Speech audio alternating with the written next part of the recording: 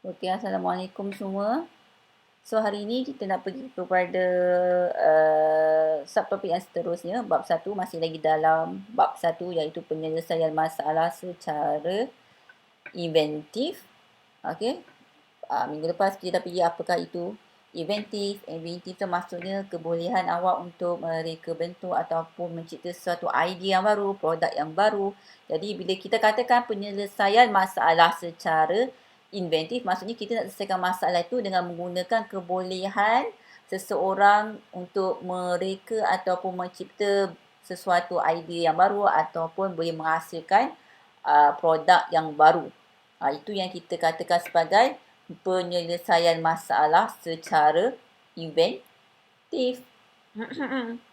Okay, yang ni yang minggu lepas juga pengenal pastian masalah. Macam mana awak nak kenal pasti sama ada masalah itu bukan inventif dan juga masalah itu inventif. So, masalah bukan inventif, kena ingat iaitu masalah yang tiada percanggahan fizikal dan juga tiada kesan sampingan.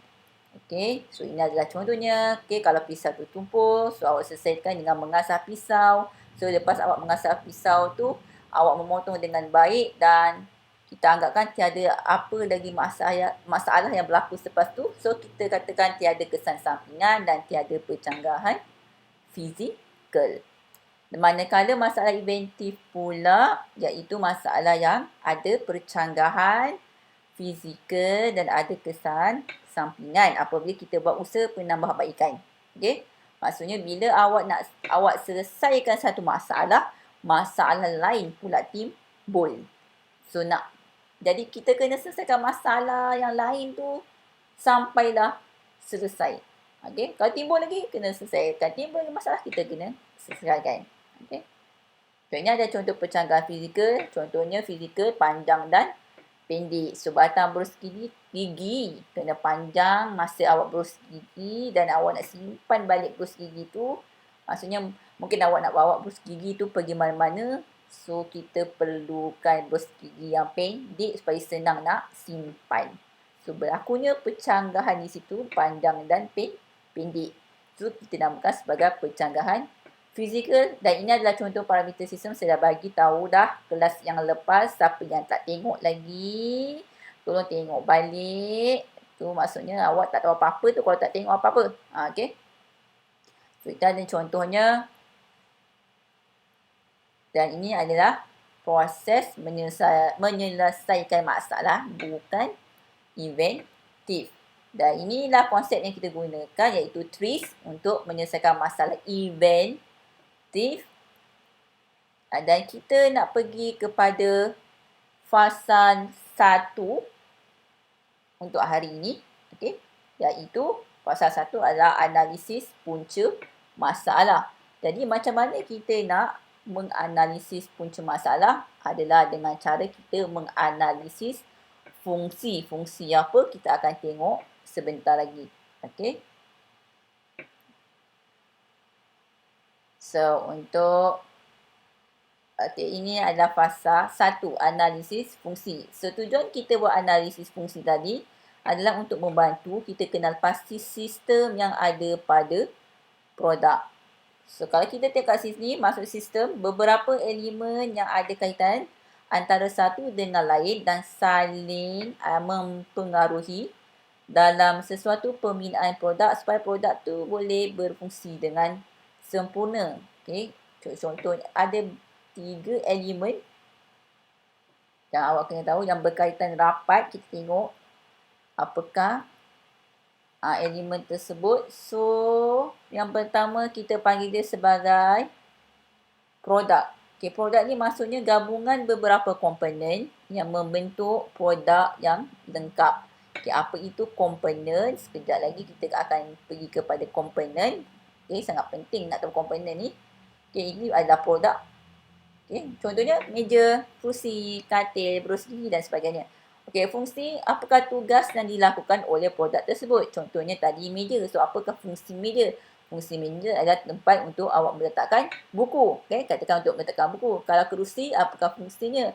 Fungsinya ada untuk tempat duduk bagi manusia untuk bekerja ataupun sebagainya. Apakah fungsi berus Gigi. Berus gigi fungsinya adalah untuk membolehkan manusia memberus gigi. Okey.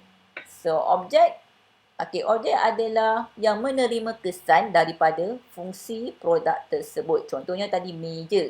Meja fungsinya adalah tempat untuk meletakkan meja.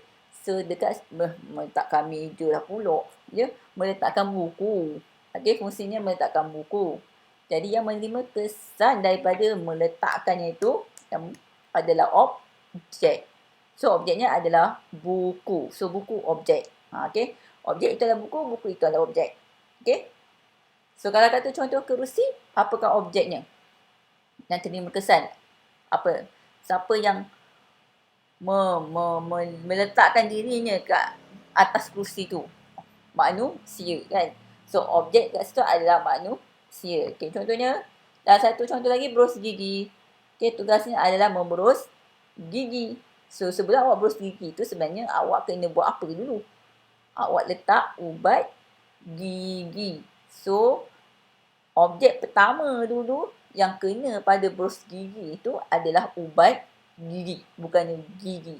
So, objek bagi produk berus gigi adalah ubat gigi. Okey? Siapa yang tak faham nanti boleh tanya. So, ini adalah dia punya rajahnya. Okey? Produk itu dikatakan sebagai satu sistem sebab dia dah menggabungkan lah semua. Okay, semua bahagian yang ada. Jadi jadi produk yang lengkap yang boleh menjalankan fungsi. So, fungsi tindakannya, katakan tadi meja fungsinya meletakkan buku. Jadi, muka meja itu memegang buku tersebut. Dikenakan tindakan buku di atas meja. Okey? So, objeknya adalah buku yang menerima kesan. Okay, itu adalah antara terms yang awak kena tahu sebelum kita pergi kepada membina model fungsi. Ini adalah contohnya. Okay, kesemua komponen boleh digambarkan melalui sistem fungsi seperti ditunjukkan di bawah, iaitu kita labelkan media sebagai produk. Tadi yang saya dah kata tadi. Okay, fungsinya memegang, objeknya adalah buku. So, ini adalah contoh lain daripada saya sebutkan tadi. Okay, cawan memegang air, klip memegang kertas dan kereta mengangkut manusia. So, kereta ni diletakkan sini sebagai mengangkut sebabnya dia macam apa ya? Macam membawa manusia tu pada dari satu tempat ke satu tempat yang lain. Jadi kita buat fungsi ni sebagai mengangkut lebih sesuai. So, jangan lupa awak tulis sekali dalam modul awak. Okey, daripada tadi saya lupa pula. Okey, ikut modul, jangan isi. Okey, seterusnya saya akan pergi kepada video yang slide lain lah. Okey.